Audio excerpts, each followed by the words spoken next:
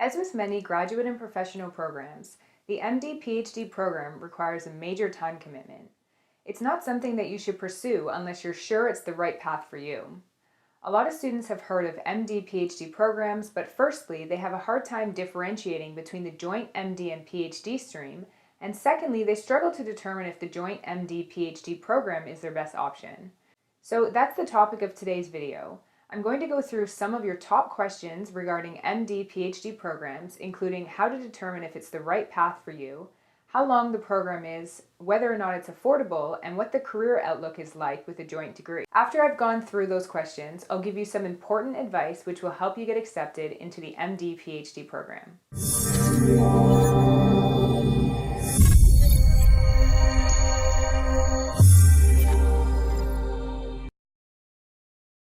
Hi, I'm Nadine Evans with BeMo Academic Consulting. Before I get into the question, make sure you subscribe on whatever social media channel you're watching this from so you don't miss any of our upcoming videos. If you'd like us to help you with your MD-PhD application, click on the link either above or below this video to schedule your free initial consultation. Let's start with one of the most common questions, which is what is the MD-PhD program? So the MD-PhD program allows you to obtain a dual degree in both medicine and research to become what's known as a physician scientist or a medical scientist. At the end of the program, you'll have a combined MD-PhD degree. The next common question is, how do I know if the MD-PhD program is for me? Well, the truth is, the MD-PhD program is not easy.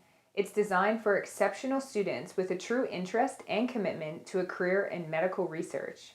If, for example, you're only interested in becoming a practicing physician, you don't need a PhD for that, so the MD-PhD program is probably not the best option. To determine if you should study in this stream, consider your interests and strengths. Ask yourself a variety of questions. Are you interested in a disease that is commonly treated by physicians? Are you fascinated by the unknown? Do you feel a definite drive to pursue medicine and research at the same time? If you're answering yes to these questions, it's a good indication that the joint program would be suitable for you. Now, some students may be interested in MD-PhD programs, but they may feel discouraged because they think that the PhD has to be in laboratory research. Well, that isn't true.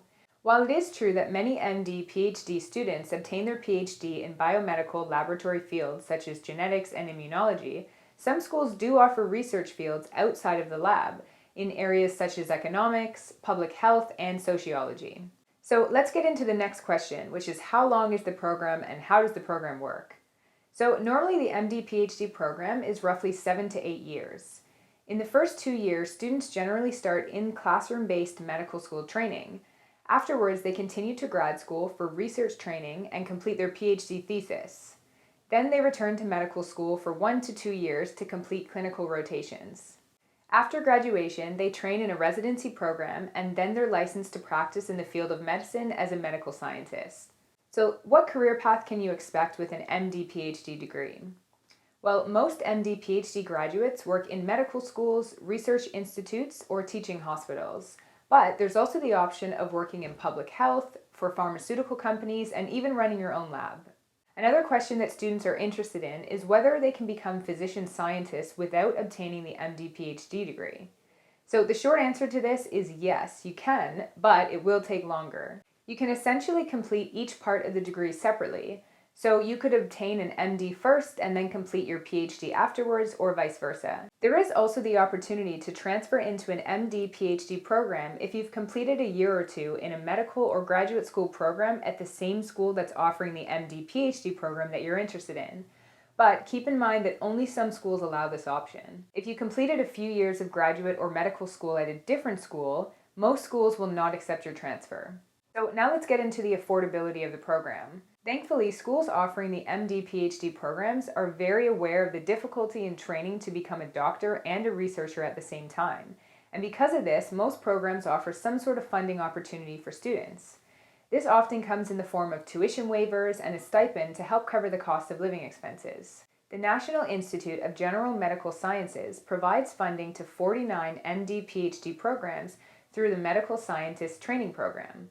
These programs are extremely competitive as the funding offers a tuition allowance, a basic stipend, and most institutions are supplementing that stipend. So make sure you check the description section of this video because I've included a link to our blog post on this topic, which will give you a list of all schools in Canada and the US that offer MD-PhD programs, as well as which schools are funded by the MSTP. Okay, so the last common question that we get asked is, how can I apply to an MD-PhD program? Well, the good news is that it's essentially the same as applying to an MD program. Most programs use AMCAS, where you have the chance to apply as an MD-PhD applicant. You'll have to write the MCAT, and some schools will also require a CV and a statement of purpose. The only difference is that for MD-PhD applicants, you'll have to provide 2 additional essays. The first essay will answer why you want to pursue an MD-PhD training, and the second will showcase your research experience. So a few pieces of advice that I want to provide you with in order to help you get accepted into these programs. So firstly, you need to gain extensive research experience, and you need to start right away. Paramount to your success is your ability to demonstrate a long-standing commitment to research. Now, don't just get any experience. Make sure it's research that involves you developing a hypothesis into a research problem, testing that hypothesis through research, and writing a report to document your findings. Try to tailor your research experiences to the field that you want to pursue. The next thing you should do is try to contribute to publications. Again, this is a way to demonstrate your serious dedication to research. In addition, not all applicants have contributed to publications, so this can give you a competitive edge. Whatever research you contribute to, be sure that you remain familiar with the paper and all major details surrounding the research, regardless of your level of contribution.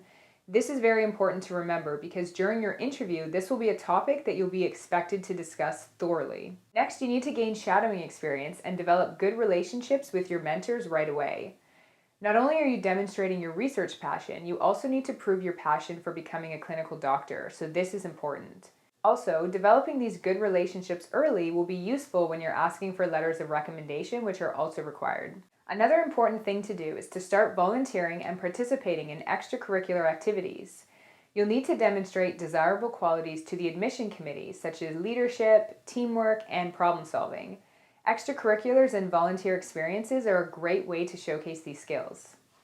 So hopefully now you feel that you know a little bit more about MD-PhD programs, and this video has given you some information to help you decide if it's a stream you should pursue.